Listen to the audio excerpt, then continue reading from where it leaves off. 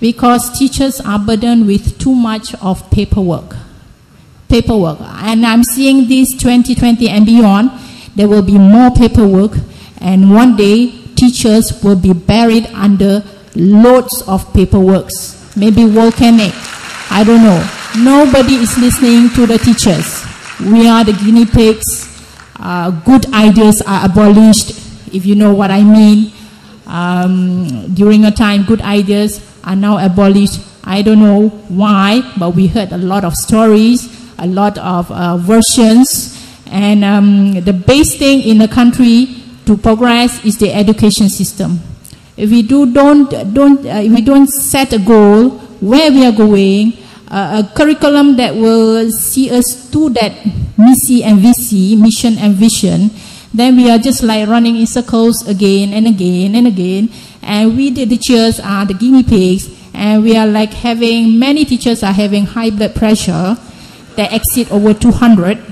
Many teachers are having heart attacks because ad hoc we have to do this, ad hoc we have to do that. Many teachers are having fright of their life because suddenly you have visitors coming to see and check on you. All right. So what do you see the education system beyond 2020? Because beyond 2020, I will still be here teaching. Thank you.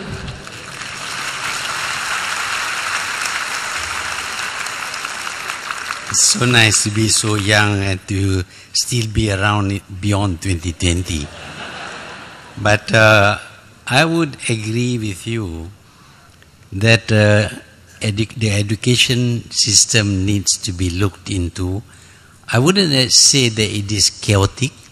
I would say that we are not using the education system fully, wisely. And because of that, we are not shaping the character of our people. It's one thing to give knowledge to people, but if you don't train them how to use the knowledge, if they develop bad character, then the knowledge will be applied in a way that is detrimental to the person and to the community. Therefore, it is important that in school, we not only provide the knowledge, but we also shape the character of the future citizens of this country. The other day, I talked to the religious teachers in the schools, and I told them that, yes, you must learn about how to carry out your rituals of prayers and fasting, etc., how to baca doa and all that. But you have to remember that there are much more in the Quran than you are teaching, because the Quran is intended to shape you into a good person. That we are not stressing. Now, in the past, we can depend upon parents to teach their children what is good, what is bad, dosa, pahala, and all that. But today, parents are busy. Not only teachers are busy, but parents are also busy because both parents sometimes work and the children are left to themselves. Or they want to come home, they know the key is under the carpet, you just take it and open the door, you take some makan, then you go off. They don't even see their parents. For their parents to help them understand the society in which they live, the need for them to be good citizens. So we depend upon the teachers.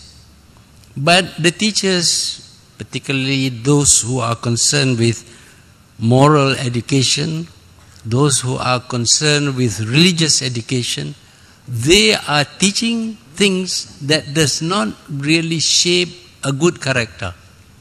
Children are brought up, and in school they are not taught. Of course, they are taught how to pray, how to perform certain rituals, but they are not taught what is good and what is bad, pahala, dosa, and all that.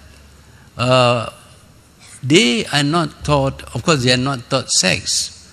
But actually in Islam, there is already instruction on how you have to behave with regard to yourself. You have to abstain from certain things are forbidden, certain things are guided by our nafsu, and we have to contain our emotions, and we have to understand, of course, there are these things which are wrong and these things which are right.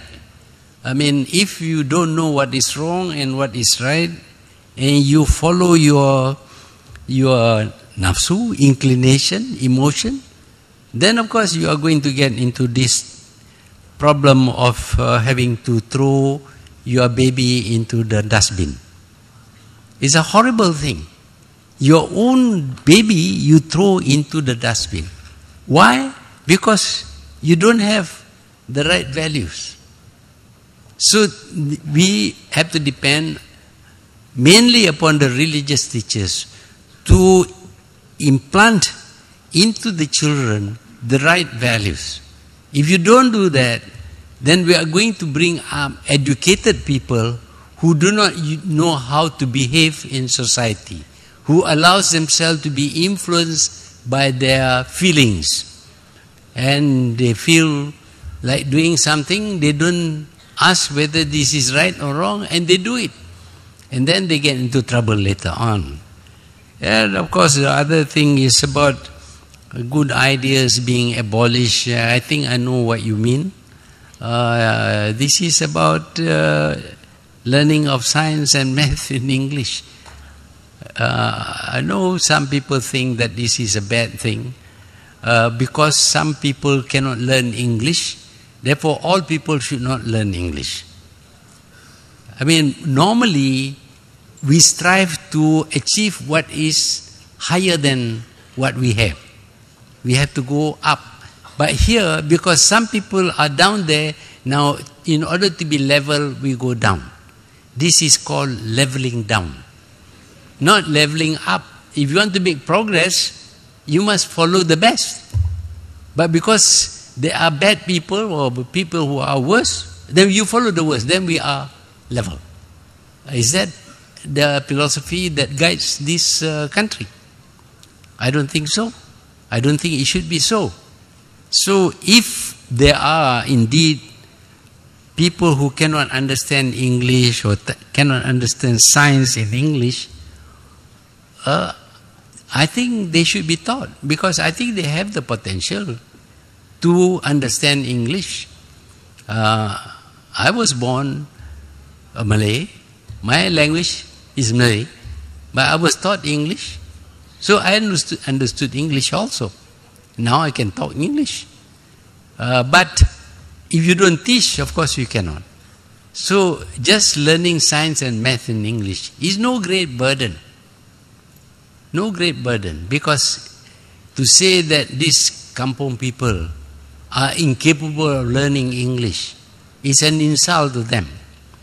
If you care to take a census of all the senior officers in the government and in the private sector, you will find that they all come from the kampong. They all come from the kampong. And they mastered English. And because they mastered English, they have made progress in their lives. So good ideas, I'm sorry to say, are not very welcome. I don't know why. It's up to you. If you think that the government is doing wrong, then you have the vote.